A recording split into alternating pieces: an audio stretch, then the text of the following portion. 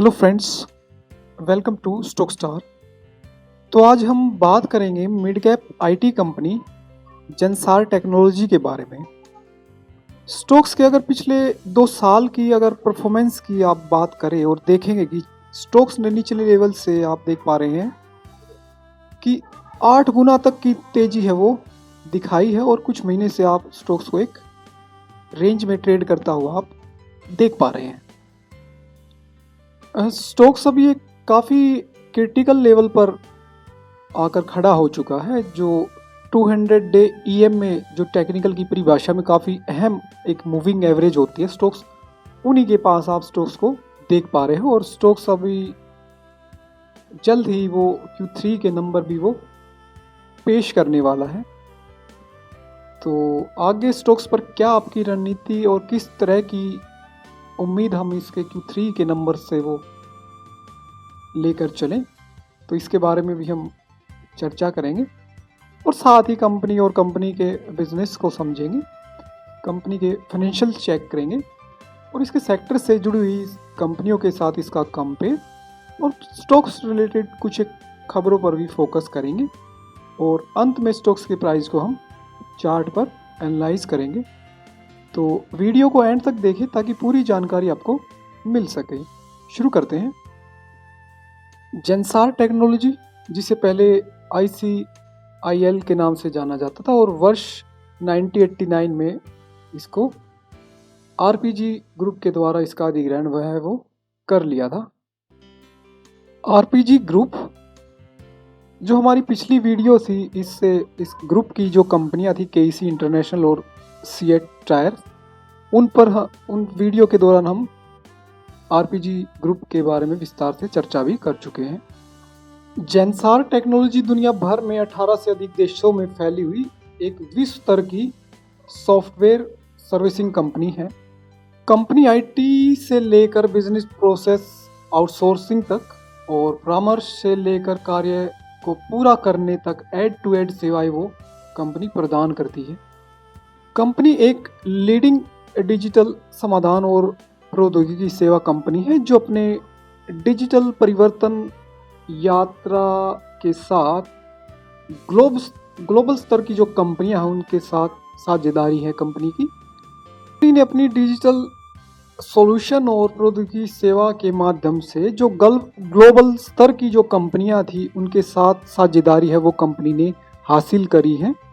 और उन कंपनियों पर आप नज़र डालें तो बड़ी कंपनियां कुछ एक आप देखेंगे तो गूगल, अमेज़ॉन, माइक्रोसॉफ्ट और IBM, ये कुछ एक दिग्गज ग्लोबल कंपनियां हैं। और अदर कंपनियां भी आप जैसा कि देख पा रहे हैं।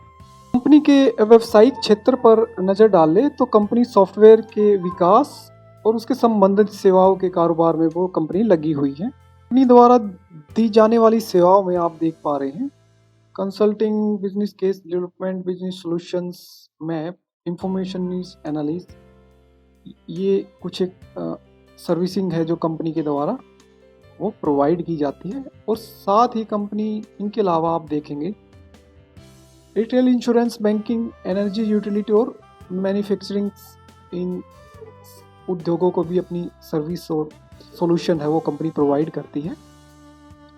इनके अलावा कंपनी जो दूसरे विभाग हैं उनमें consulting, software servicing, packaging solution, collaboration servicing, BPO service, infrastructure, और इन सब को भी कंपनी है वो अपना समाधान और सुविधाएं हैं वो प्रदान करती है।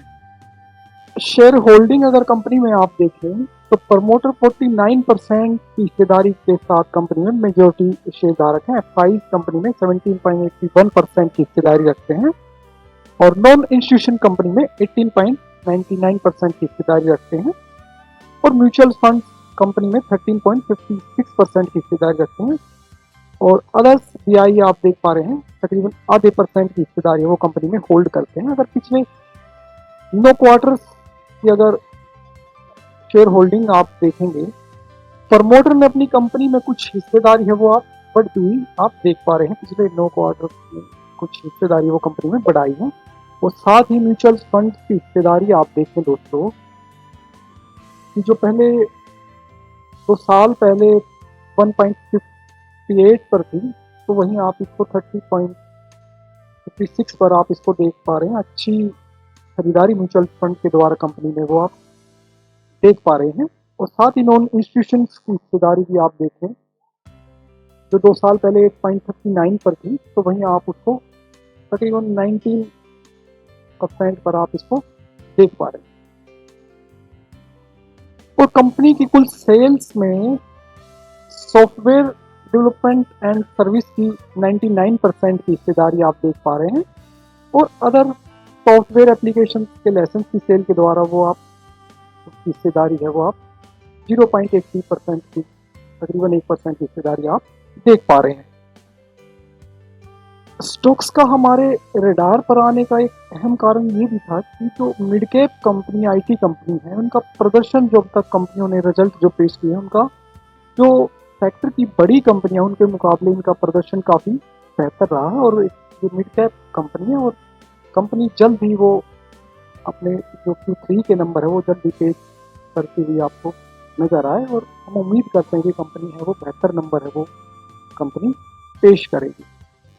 कंपनी के फाइनेंशियल अगर आप देखें तो 9,814 करोड़ का कंपनी का मार्केट कैप है। और ईपीएस आप देख पा रहे हैं 18.65 पर, और पी रेशियो 23.82 पर आप इसका देख पा रहे हैं।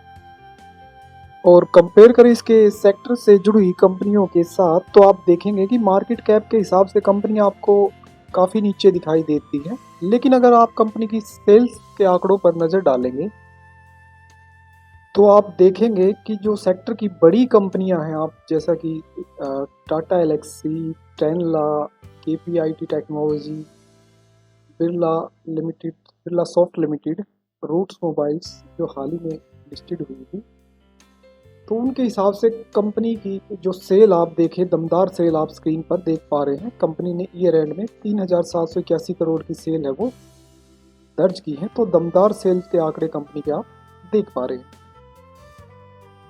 और प्रॉफिट के भी मामले में आप देख पा रहे हैं कि कई जो बड़ी कंपनियां हैं उनसे बेहतर प्रॉफिट है वो कंपनी ने इस ईयर एंड में वो दर्ज किया है। तकरीबन 307 करोड़ का प्रॉफिट है वो कंपनी ने दर्ज किया।